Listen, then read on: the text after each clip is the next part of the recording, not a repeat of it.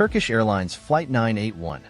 The Ermenonville air disaster on March 3, 1974, Turkish Airlines Flight 981, a McDonnell Douglas DC-10, took off from Istanbul Yeşilköy Airport, bound for London Heathrow, with a scheduled stop at Orly Airport in Paris. But tragedy struck just minutes after takeoff from Orly, one of the most devastating accidents in aviation history. The aircraft crashed into the Ermenonville forest just outside Paris, killing all 335 passengers and 11 crew members on board. At the time, it was the deadliest crash in history, and to this day, it remains the worst single aircraft disaster with no survivors. What caused the crash?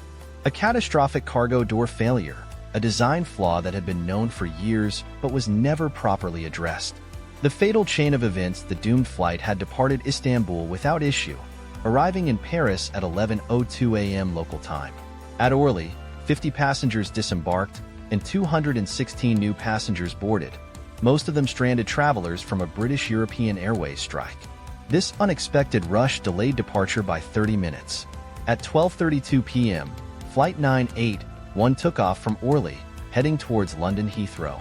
Shortly after passing over Meaux, France, at 23,000 feet, 7,000 meters, disaster struck. A cargo door at the rear of the aircraft, incorrectly secured, blew off mid-flight. The result was instant decompression. The force was so strong that a section of the cabin floor above the cargo hold was ripped apart, causing 6 passengers, still strapped to their seats, to be violently ejected from the aircraft. Their bodies were later discovered in a turnip field near St. Pathis, France, miles from the crash site. Inside the cockpit, chaos unfolded. The loss of the cargo door severed key control cables, rendering the rudder, elevators, and the number 2 engine completely useless. The pilots lost all ability to control the aircraft. The DC-10 pitched forward into a terrifying dive, rapidly gaining speed. The cockpit voice recorder captured the pilots desperately trying to pull the aircraft up, but their controls were unresponsive. One of them was heard shouting, "Speed!" as they attempted to regain control, but it was too late. 77 seconds after the cargo door failure, the aircraft slammed into the Ermenonville forest at 423 knots, 783 kilometers per hour, 487 miles per hour. The impact was so violent that the entire aircraft disintegrated into thousands of pieces. Only 188 bodies were identifiable, and rescue teams recovered over 20,000 body fragments. The investigation. A preventable tragedy. When investigators examined the wreckage, the smoking gun was clear. The cargo door failure was completely avoidable. It was revealed that a similar incident had already happened 2 years earlier, in 1972, on American Airlines Flight 96. In that case, the same type of cargo door failure had caused explosive decompression, but the pilots managed to land safely. Investigators had warned that if this flaw wasn't fixed, it would lead to disaster. Yet, despite this warning, McDonnell Douglas did not fully correct the design flaw. The aircraft manufacturer had recommended modifications, but they were not mandated by the FAA, Federal Aviation Administration.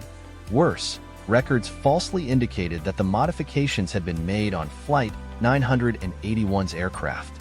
A critical mistake was also discovered in Paris.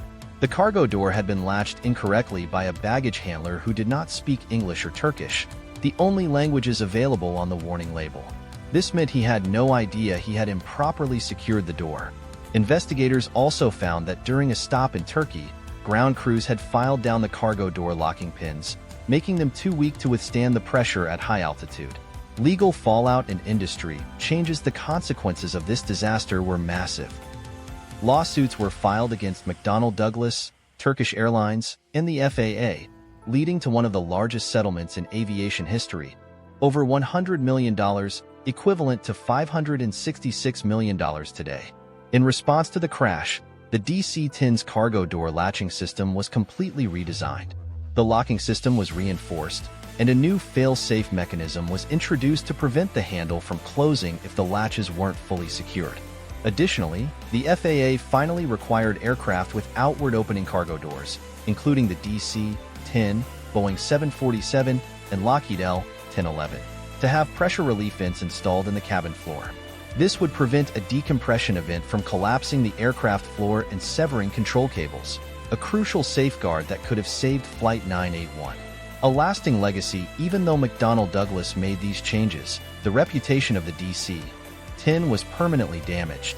It was involved in multiple high-profile crashes, including the infamous United Airlines Flight 232 in 1989, leading to its retirement from passenger service in 2014. Today, the wreckage of Flight 981 remains a somber reminder of what happens when known safety risks are ignored. A memorial in Ermenonville Forest honors the 346 lives lost, ensuring they are never forgotten. The crash of Turkish Airlines Flight 981 was one of the most preventable disasters in aviation history and a tragic lesson in the cost of negligence. Thanks for watching.